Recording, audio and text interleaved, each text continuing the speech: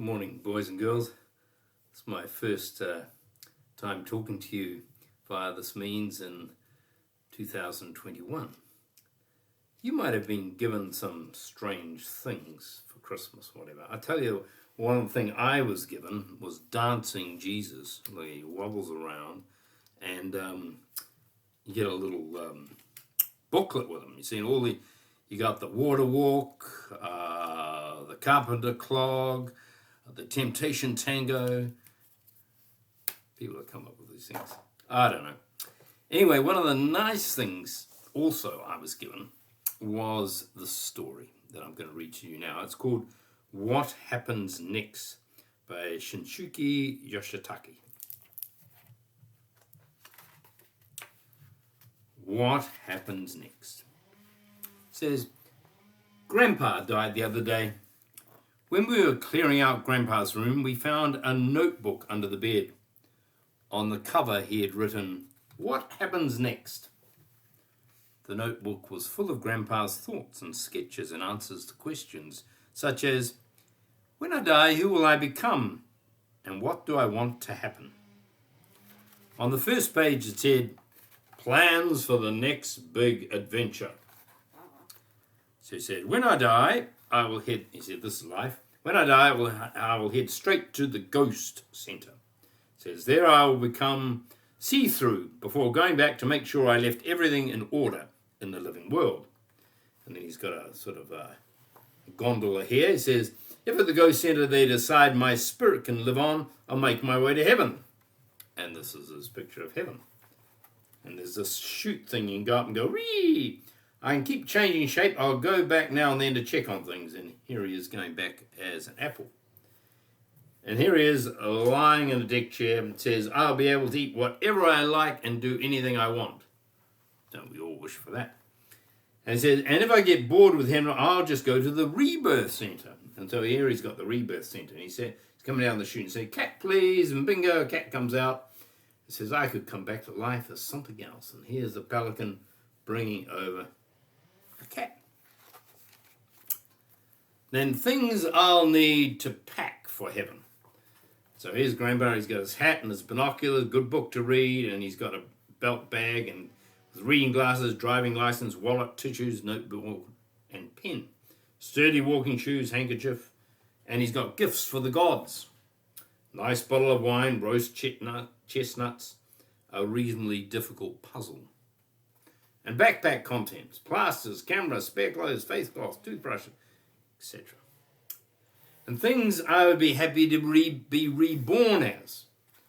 A rich lady's old cat, the baby of the family, a tote bag, a pizza chef, a turtle, a quiz champion, a koala in a tree, a jellyfish, an olive tree, an elephant keeper, a coffee grinder, an astronaut.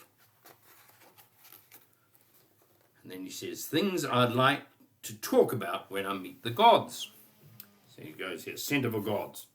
I'd ask them a question like, which one of you decides how long we live for? Good question. And ask them for answers on the world's biggest mysteries. I'll entertain them with my funniest memories.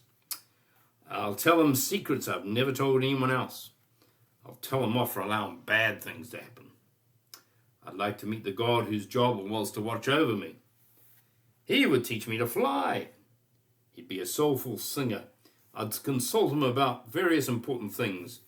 We would understand each other without having to talk. We would share the same hobbies. He's got a boat and a pond. And then he says, heaven probably looks like this. There's Grandma. The food's delicious, generally speaking. Comfy beds and bubble baths. I'll meet lots of famous people. I will finish eating dinner and they'll pay me lots of money for clearing the table. Yeah, right. And then there are great views even from the toilet. Getting around will be easy because I'll be able to fly. And it won't hurt if I fall over because the ground is soft. I will be able to choose my hairstyle as often as I want. What lovely earlobes, what beautiful voice. People will pay me compliments wherever I go. Interesting what different people's ideas of heaven are. And hell probably looks like this. There are painful workouts every day. There's only one toilet. And the uniform and how prickly. When you get wet, it freezes. The shoes are a bit too small. There's a pebble in them. The demon's are always angry, so no matter what you say, he's got demons in his hell.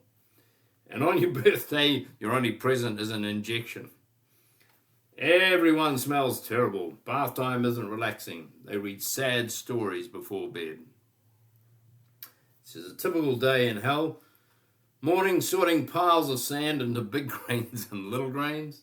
Afternoon, untangling knotted string. Evening, trying to peel off very sticky stickers without ripping them.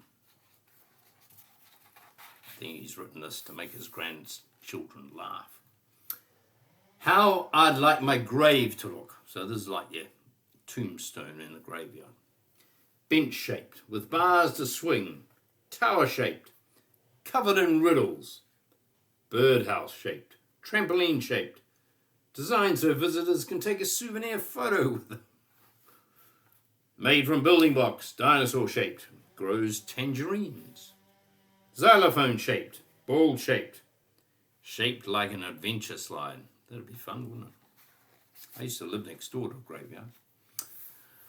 Ways I could keep an eye on people in the living world. I could become the moon, or a baby they pass by, or an apple, or a scab, or a cotton bud.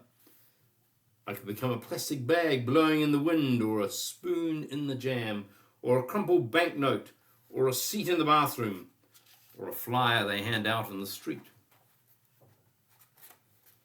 Souvenirs to remind people of me. Grandpa ring, Grandpa collector's coin, Grandpa t-shirt, Grandpa instant noodles, Grandpa cards, collect all 88. Grandpa's humming, greatest hits, Grandpa the movie, Grandpa commemorative stamp, Grandpa theme park. As I read Grandpa's notebook, I began to feel a bit better. The idea of dying didn't seem so bad. Maybe Grandpa was even excited about going to heaven. But wait a minute, I thought. He might have also felt the opposite. Grandpa might have been really sad and afraid of dying. Is that why he wrote this book? Because he was afraid? Was he imagining these fun things just to stop himself from feeling scared? Looking at it again, I think Grandpa would at least have enjoyed writing this notebook. Which was it? Was he scared? Was he excited? Or maybe it was both. Dad, which do you think it was? Which indeed only Grandpa really knows. That's what Dad said. Dad went on to say, everyone dies someday and no one knows exactly when. But if you think about what you would want to happen and why and tell others in a book like this, then when you do die, the notebook is probably a good thing to leave behind. Don't you think? Yeah, Dad, but what about what you said? Can I think about what I would want to happen to me? Of course, said Dad. Okay, I'm going to make my own What Happens Next book. And I raced out to buy a notebook. I still don't know what Grandpa really meant in his notebook. I wish I could ask him about it, I thought. I feel sad about not being able to see Grandpa again, but if heaven really is the way Grandpa imagined it, then that makes me feel a little bit better. Thank goodness for Grandpa's notebook. I sat down with my own notebook. So for me, what would I want to happen next? Thinking about what I would do after I died made me realize there are still so many things I want to do while I'm still alive, like overhead kicks, like catching a giant crab, being a hero, making an important discovery. A lot of things to think about. I decided instead of writing my own What Happens Next, that it would be better to make a notebook called What I Want to Do Now. But before I do that, I want to practice my flying for when I get to heaven. You like this story? I think everybody has some fears about what happens next. It's natural, it's unknown. And in the Bible and other places, people dreamed a bit like Grandpa of what heaven or afterlife might be like. But none of us really know. But what we can do and have some control over is about what we want to do next and things we want to achieve, like the little boy in the book.